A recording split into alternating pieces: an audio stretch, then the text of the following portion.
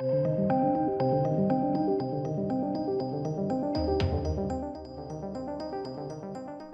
ladies and gentlemen. How are we all doing? Are we good? Hope so. This isn't... I guess this is going to kind of be a review of Thor Love and Thunder. I watched this super late. I wasn't interested in watching it. Just circumstances created a scenario in which that I would. I have since watched it. And this is going to be a very relaxed thought piece, discussion, chit-chat, I guess, so to speak.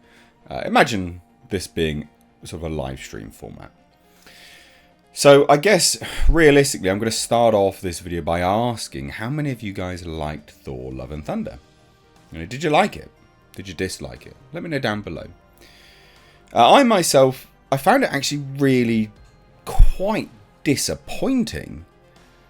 And, you know, like it wasn't for any reason to do with, you know, what people would consider woke agendas and things like that, like the you know, Korg being gay and things like that. None of that. Like, that's not why it was bitterly disappointing. I think Chris Hemsworth is such a good actor. He's a great actor. He has a lot of range, and he can do comedy. But when that's all you make him do in a film where you're playing a Viking god superhero thing, becomes just a massive shame. You know, like I think of Extraction, right? That surprise hit on Netflix. What a fantastic film. And what a great action star Hemsworth proved himself to be in that film. Like, genuinely, they could bring out Extraction films until the end of time if they remain that level of quality. I will watch them because they're an action spectacle. They transport me back to, I don't know, the Jason Bourne films, you know, or John Wick. That really surprising choreography that you're like, wow, I wasn't expecting that. This is new. Felt new and fresh. Although, maybe it wasn't. And so, when you have a film that just uses Chris Hemsworth as, you know, a comedic element, a comedic punching bag for other characters. He plays very slapstick style humour. Like, there's even scenes where he's just crying and whinging and he's been a bit of a baby. I just feel like what a shame, like what a disservice they've done to not only the actor but also the character. Now, I'm not going to sit here and go, well, he clearly, you know, oh, he's been disrespected. You know what? I'm sure he had a really good time with it. But as an audience member, you know, I'd like them to take the character a bit more seriously. And it was just way too slapstick humour for my liking. Like, I like a good earnest approach to a film, something comedic based, something good fun. I like that. Yeah, I think there's something to be said about those kind of films. But this was bitterly disappointing. And you know what? I don't know whether it's a combination, and I'll ask you guys as well. Again, view this a bit like a live stream format, just very chilled, very informal. Can be no footage over the top because Marvel copyrights or whatever. I just can't be bothered with it. I'm not interested. But I'm going to ask you guys, you know, what did you think about the pacing? Because to me, I felt like it really was quite off. You know, it was genuinely quite off. But I don't know, you know, and I've reflected on this. Like, I watched this film Monday, Tuesday night. I can't remember when. Well, we're Wednesday now, aren't we? So, no, I watched it Monday night. And I've reflected on it. And I thought to myself, like, why did I think the pacing was so bad?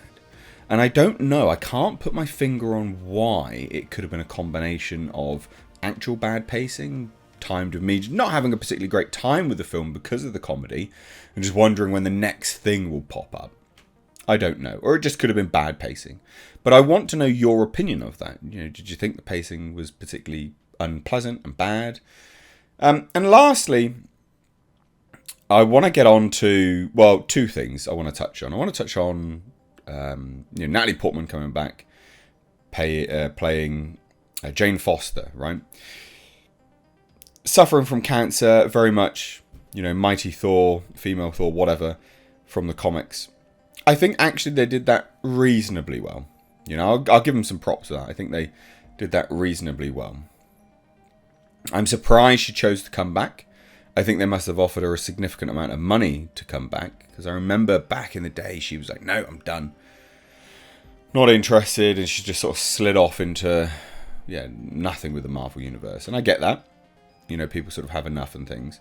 But they must have offered her a lot of money because the role, like, it wasn't that good.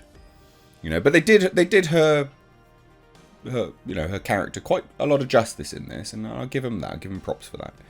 Despite the dumb little phrases here and there. And again, I want to know your thoughts. Let me know. Let me know down below. But lastly, I want to get on to gore.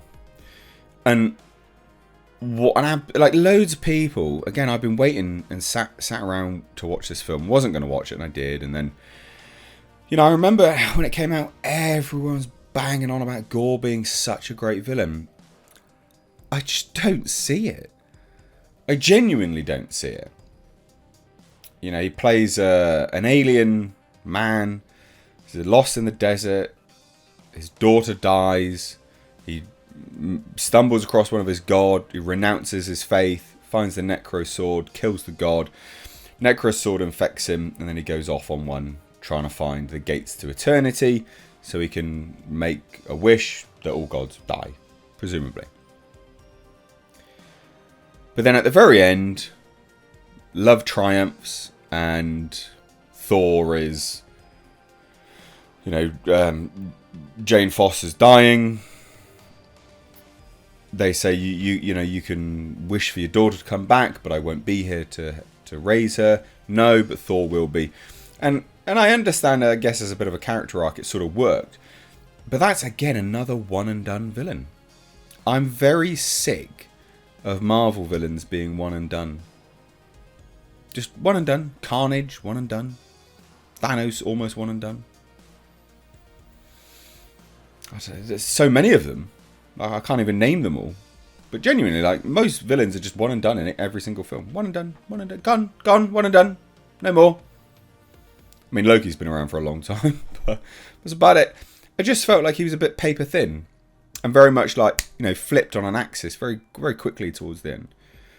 So this, to me, is a very disappointing film, but it represents the lack of direction, I think, that Marvel has had in this current phase that they've now concluded was over.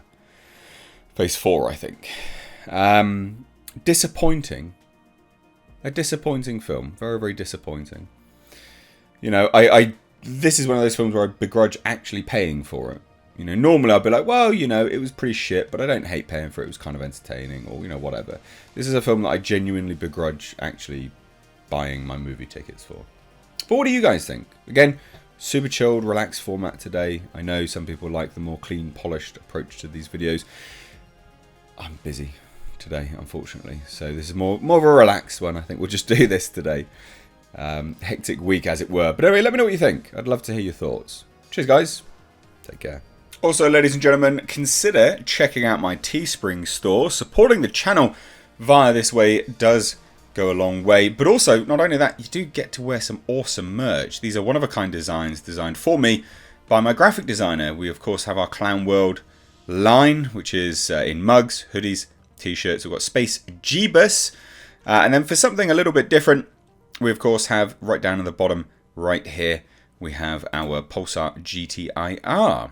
Also, ladies and gentlemen, consider checking out and supporting my second channel, which is Car Nonsense. This is a vlog and car channel. You can find links to this in the description box, along with my Teespring. Please do consider supporting.